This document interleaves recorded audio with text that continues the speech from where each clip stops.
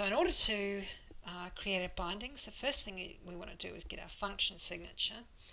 So it's going to be static int get position, and it's going to take a Lua state as an argument. So that, believe it or not, is the same signature for every single Lua binding you're going to make. It's always going to be a static, it's always going to return an int. This is going to vary obviously, but all you're going to ever want to pass in is just the a pointer to our Lua state variable. Then we're going to return at the end with some integer. Okay, so let's fill out this functionality. The first thing we're going to want to do inside of our function is actually retrieve that self object.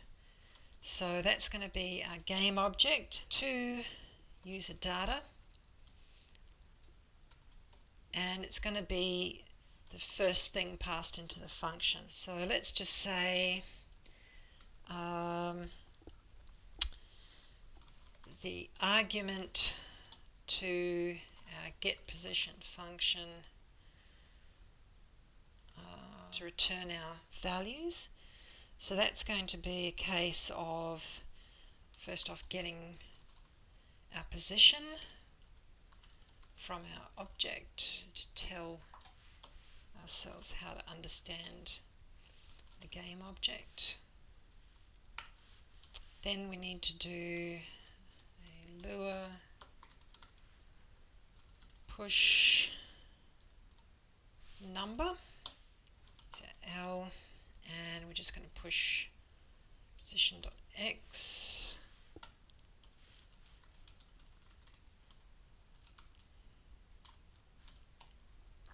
position.y. Okay, so that's all it is, and there we are. We've marshaled our data out of Lua and back into Lua to actually implement that function. So let's see if that works.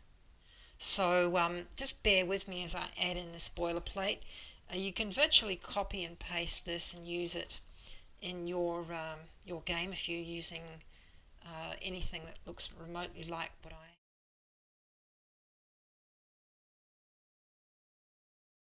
And I'm using the C-style array initializer syntax here. So it's going to be get position is the name of our function. Table here, I've got Lua L reg, which is going to assign a nice little function pointer with its associated name. And finally, to terminate this table, we're just going to have a pair of nulls like that, which just happens to be the way that our registration function needs to operate. So you don't really need to know all of that gobbledygook. Once you've got this set up, you can just keep adding entries here every time you add a new API. But that is what's going on here. We're just doing a static initializer of a C-style array. So we're going to have to define yet another function like our static get position up here.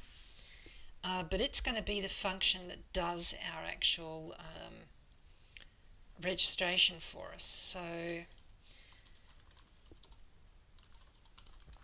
we're going to call it, we'll follow the same idiom that Lua does, we'll call it open our game library, and like all our Lua functions, it's just going to take a Lua state pointer, which will be an L, and inside of it it's just going to do the Lua L under reg that we want to do, taking our L as an argument.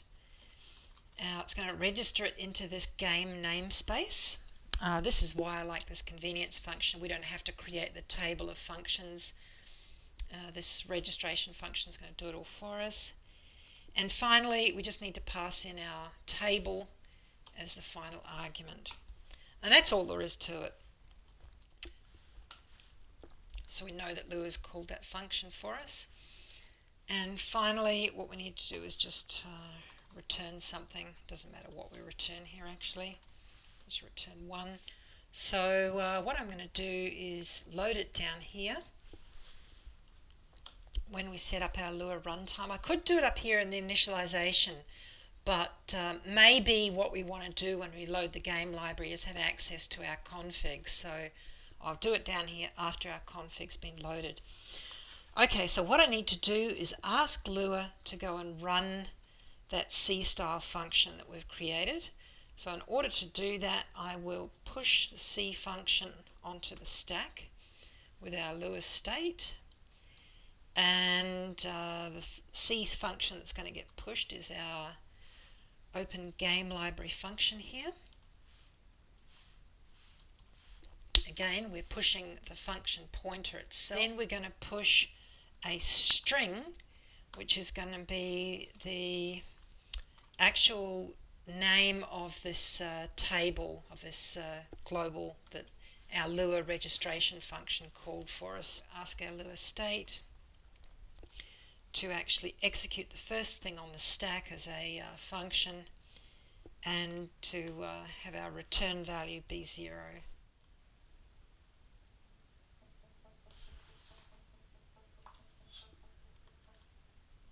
Okay, now you can see that we're actually printing out the value of our position. Excellent. So we've moved a step closer, and let's just go up the top of all this spam, and you can see that our game API was loaded after our config was set up for us, and then we're actually able to call back, by virtue of this script here, back into our Lua functionality. So this approach can work quite well if you've just got a very small amount of Lua code.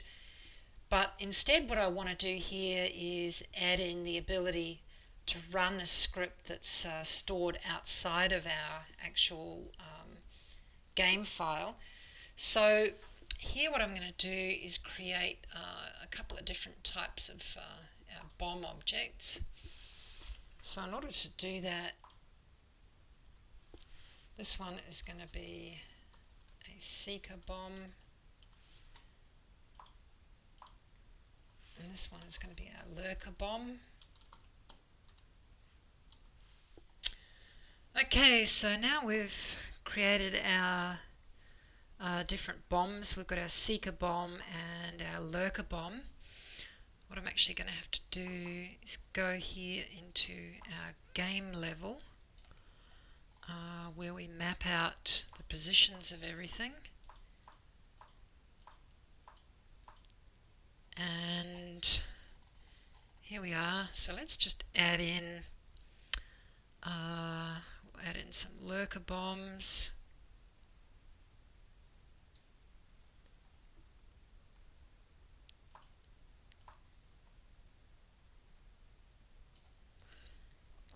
And we'll add in some seeker bombs.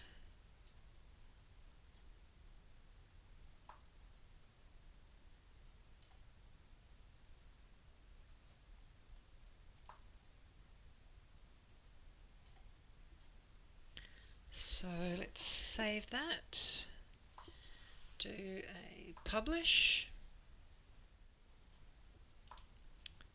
So we'll just have to add in the 2 new bomb types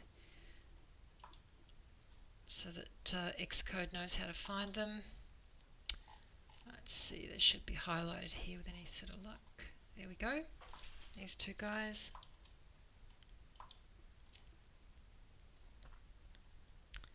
Add them in, and you can see that I've also put our scripts down here into a separate little Lua scripts folder just to tidy things up.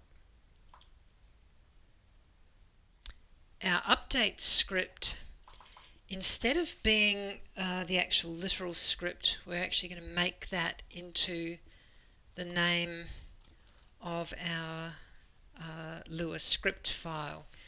So then we'll publish that over back into our Xcode project. And then here inside of our resources, we're going to create those scripts that are going to get loaded. If the path extension is equal to the string Lua,